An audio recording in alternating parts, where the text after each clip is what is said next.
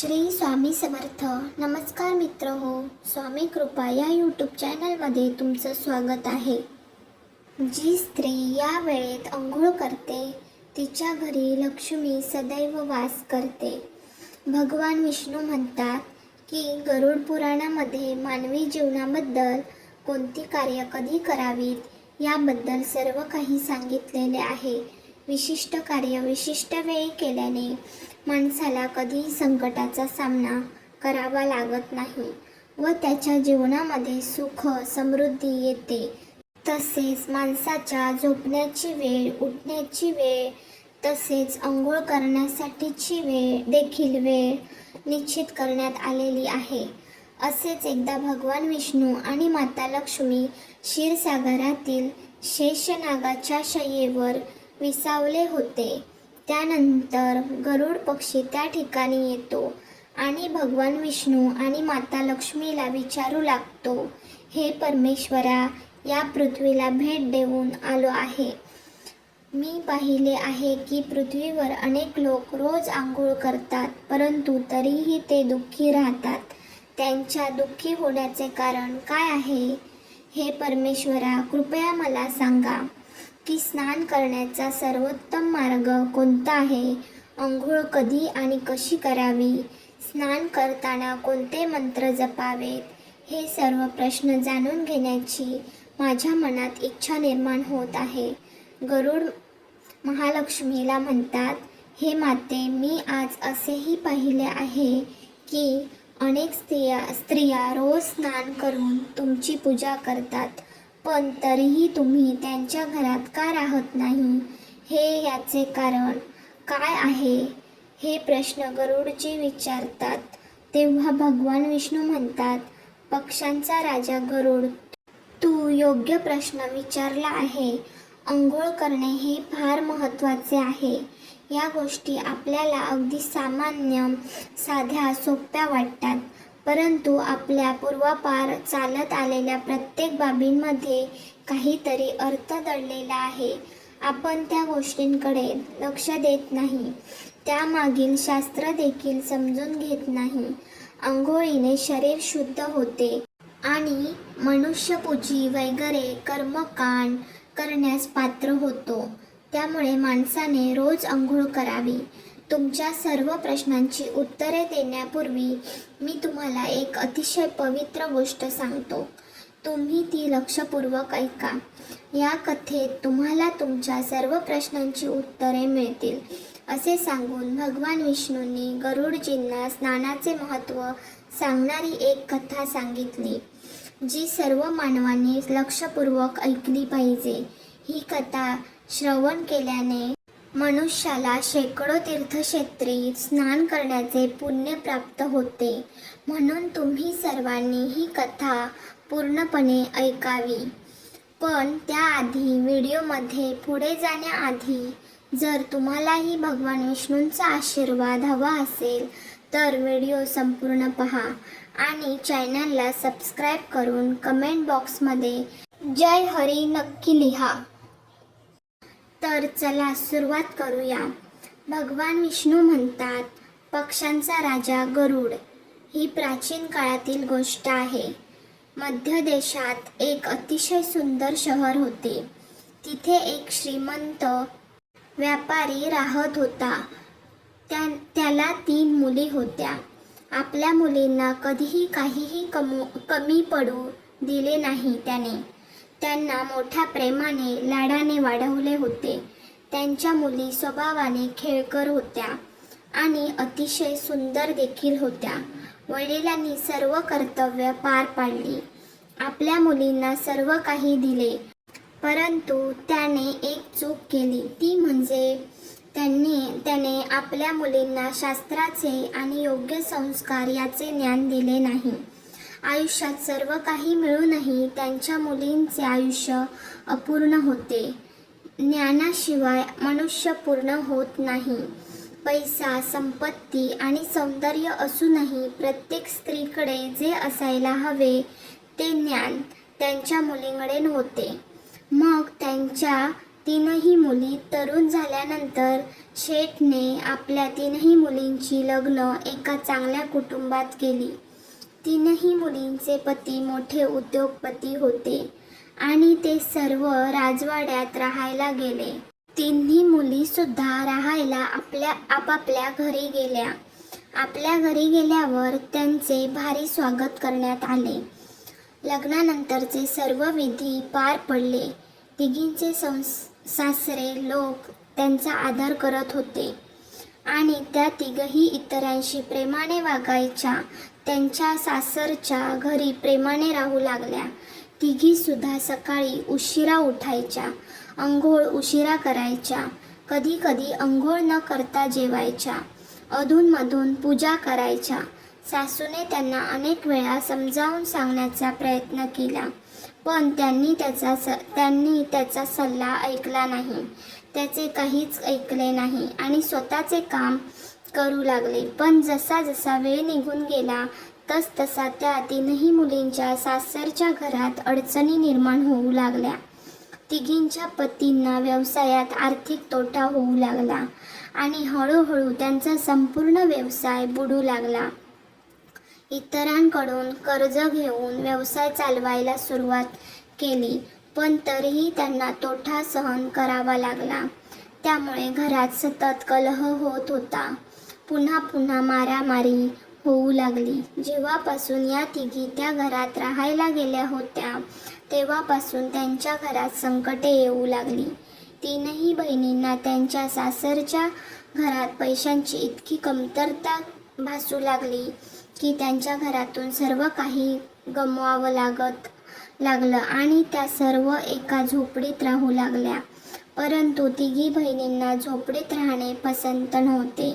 त्यामुळे सासरचे घर सोडून माहेरी आल्या आणि वडिलांसोबत राहू लागल्या.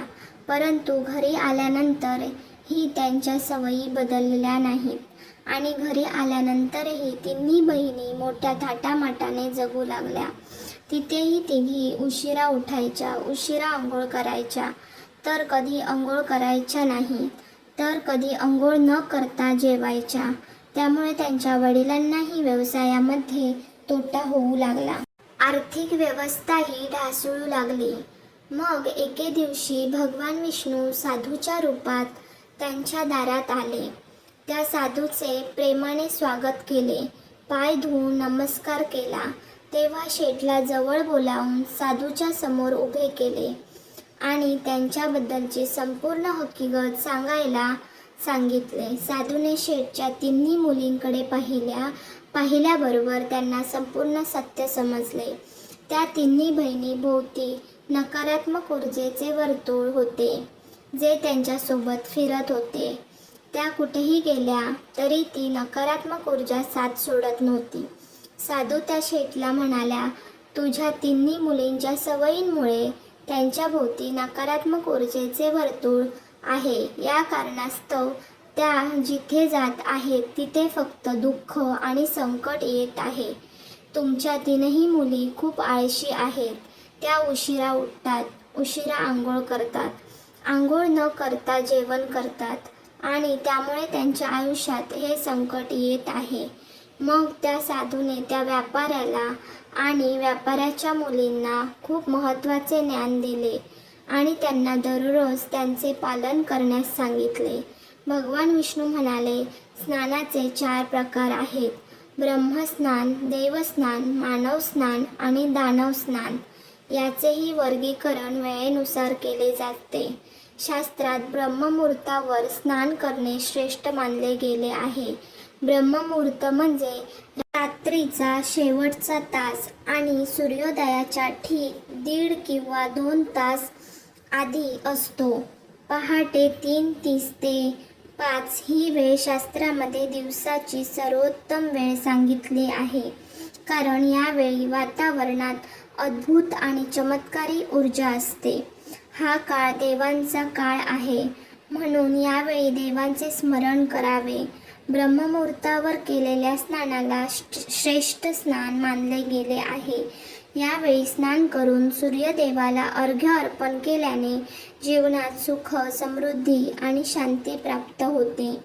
मानवी शरीर आणि मन दिवसभर ताजेतवाने आणि सकारात्मक ऊर्जेने भरलेले राहते. ब्रह्ममुहूर्तावर स्नान केल्याने मनुष्य व्याधी आणि आजारापासून दूर राहतो. त्याचे शरीर निरोगी आणि तंदुरुस्त राहते. दुसरे आहे देवस्नान. पहाटे 5 ते 6 या वेळेत केलेल्या स्नानाला देवस्नान म्हणतात. सर्व पवित्र नद्यांचे स्मरण करून घेतलेले हे स्नान देखील सर्वोत्तम मानले जाते. अशा वेळी आंघोळ केल्याने मानवी शरीरात सकारात्मक ऊर्जा निर्माण होते आणि शरीरातील सर्व प्रकारची नकारात्मकता आणि वाईट गोष्टी दूर होतात. देवस्नानामुळे वाईट गोष्टी दूर होतात. देवस्नानाच्या वेळी स्नान केल्याने शरीराबरोबरच मनही शुद्ध होते आणि पवित्र होते. यावेळेस स्नान केल्याने धनाची वृद्धी होते. माणसाला सर्व सुख सोयी प्राप्त होतात. आकाशात तारे दिसतात. पहाटे केलेल्या स्नानाला देवस्नान म्हणतात. हे देखील सर्वोत्तम स्नान आहे. यावेळेस स्नान केल्याने मानसिक शांती मिळते. तिसरे स्नान म्हणजे मानवी स्नान. ते सकाळी 6 ते 8 या वेळेत केले जाते. या वेळेत केलेल्या स्नानाला मानवी स्नान म्हणतात. सूर्योदयाच्या वेळी किंवा सूर्योदयानंतर केले जाते. यावेळी स्नान करणे देखील चांगले मानले जाते. यामुळे शरीरात ताजेपणा आणि सकारात्मक ऊर्जा निर्माण होते, जी आपल्याला कोणतेही काम करण्यास प्रोत्साहित करते. परंतु सूर्य दिसल्यानंतर 2 तासांनी कधीही स्नान करू नये. ते म्हणजे चौथे स्नान म्हणजे सकाळी 8 नंतर स्नान करणे म्हणजे दानव स्नान. ते सकाळी 8 ते 12 या वेळेत करतात. हे स्नान अयोग्य आहे. यावेळी वातावरणात असलेली दैवी शक्ती खूप कमी असते. त्यामुळे माणसामध्ये उत्साह राहत नसतो आणि ऊर्जेची कमतरता असते. त्यामुळे दिवसभर आळशीपणा जाणवतो. दिवसभर शरीरात सुस्ती जाणवते. ही भावना राहते. त्यामुळे कोणतेच काम करावेसे वाटत नाही. सकाळी 8 नंतर स्नान केल्याने व्यक्तीच्या जीवनात अशुभता येते. त्यांच्या शरीरात नकारात्मक ऊर्जा राहू लागते. असा माणूस जिथे जातो तिथे दुर्दैव त्याची पाठ सोडत नाही. दुर्दैव त्याच्या पाठोपाठ येते. तुझ्या 3 मुली सकाळी उशिरा आंघोळ करायच्या. त्यामुळे सासरची सर्व संपत्ती नष्ट झाली आणि आता तुमची मालमत्ता देखील नष्ट होत आहे. जे लोक सूर्य उगवल्यानंतरही आंघोळ करत नाही, त्यांच्या मनात राग, द्वेष, नकारात्मकता, कमजोरी आणि चिडचिड दिवसभर राहते, ज्यामुळे त्यांच्या कामात अडचणी येतात. म्हणून रोज ब्रह्मस्नान करावे. तसेच मानवी स्नान करण्याचाही सल्ला दिला जातो. या पवित्र मुहूर्तावर दररोज उठून स्नान करावे. पूर्ण भक्तिभावाने देवाची आराधना, प्रार्थना, पठण व सूर्यदेवाला अर्घ्य अर्पण केल्याने आपले शरीर तसेच मन शुद्ध आणि पवित्र होते आणि आपल्या अनेक समस्या दूर होतात आणि आपल्यातील सर्व प्रकारची नकारात्मकता दूर होते आणि सुख समृद्धीचा मार्ग मोकळा होतो.